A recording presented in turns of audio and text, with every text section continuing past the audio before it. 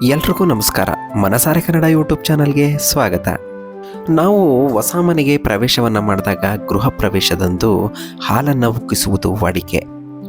ಗೃಹ ಪ್ರವೇಶದಲ್ಲಿ ಹಾಲನ್ನು ಏಕೆ ಉಕ್ಕಿಸ್ತಾರೆ, ಇದರ ಹಿಂದಿನ ಮಹತ್ವ ಏನು ಅನ್ನೋದನ್ನು ತಿಳಿಯೋಣ.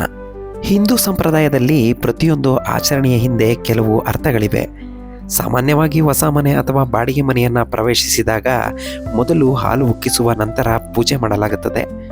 ಅದರಲ್ಲೂ ಹೊಸದಾಗಿ ಮನೆಗೆ ಬಂದವರು ಕಡ್ಡಾಯವಾಗಿ ಈ ವಿಧಾನವನ್ನು ಪಾಲಿಸ್ತಾರೆ.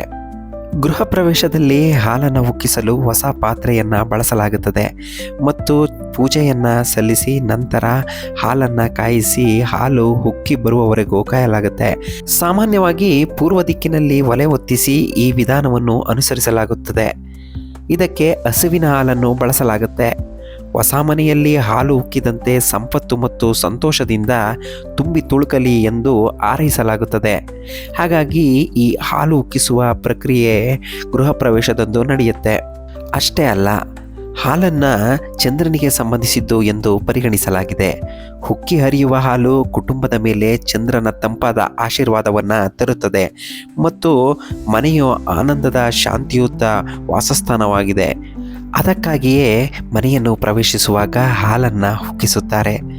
ಲಕ್ಷ್ಮೀ ದೇವಿಯು ಸಂಪತ್ತಿನ ಆದಿದೇವತೆ, ಸಾಕ್ಷಾತ್ ನಾರಾಯಣನ ಪತ್ನಿ.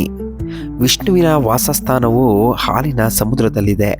ಆದ್ದರಿಂದಲೇ ಅಷ್ಟೈಶ್ವರ್ಯಗಳು ಹಾಲು ಉಕ್ಕಿ ಹರಿದಂತೆ ಮನೆಯಲ್ಲಿ ಹರಿಯಲಿ ಎಂಬುದು ನಂಬಿಕೆಯಾಗಿದೆ. ಹಾಲನ್ನು ಉಕ್ಕಿಸಿದ ನಂತರ ಇದೇ ಹಾಲಿನಿಂದ ಸಿಹಿಯನ್ನು ತಯಾರಿಸಿ ದೇವರಿಗೆ ನೈವೇದ್ಯವಾಗಿ ಅರ್ಪಿಸುತ್ತಾರೆ. ಇಂತಹ ಹಾಲಿನ ಸೇವನೆಯ ಹಿಂದೆ ಹಲವು ಕಾರಣಗಳಿವೆ. ಮನೆಯಲ್ಲಿ ಹಾಲು ಉಕ್ಕಿ ಹರಿಯಲಿ ಎಂಬ ಉದ್ದೇಶದಿಂದ ಮನೆ ಗೃಹ ಪ್ರವೇಶದಲ್ಲಿ ಹಾಲನ್ನು ಉಕ್ಕಿಸುತ್ತಾರೆ.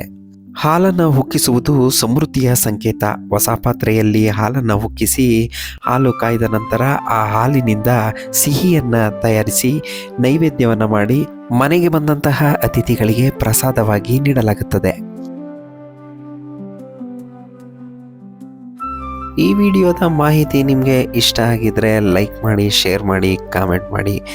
ಯಾರು ನಮ್ಮ ಚಾನಲ್ನ ಫಸ್ಟ್ ಟೈಮ್ ನೋಡ್ತಾ ಇದ್ದೀರೋ ಈಗಲೇ ಸಬ್ಸ್ಕ್ರೈಬ್ ಮಾಡಿ, ಹಾಗೆ ಪಕ್ಕದಲ್ಲಿರೋ ಬೆಲ್ ಬಟನ್ ಒತ್ತಿ. ಮತ್ತಷ್ಟು ವಿಡಿಯೋಗಳೊಂದಿಗೆ ಮತ್ತಷ್ಟು ಮಾಹಿತಿಯೊಂದಿಗೆ ಮತ್ತೆ ಬರ್ತೀನಿ ಅಂತ ಹೇಳ್ತಾ ವಿಡಿಯೋ ವೀಕ್ಷಿಸಿದ ಎಲ್ಲರಿಗೂ ಕೂಡ ಧನ್ಯವಾದಗಳು.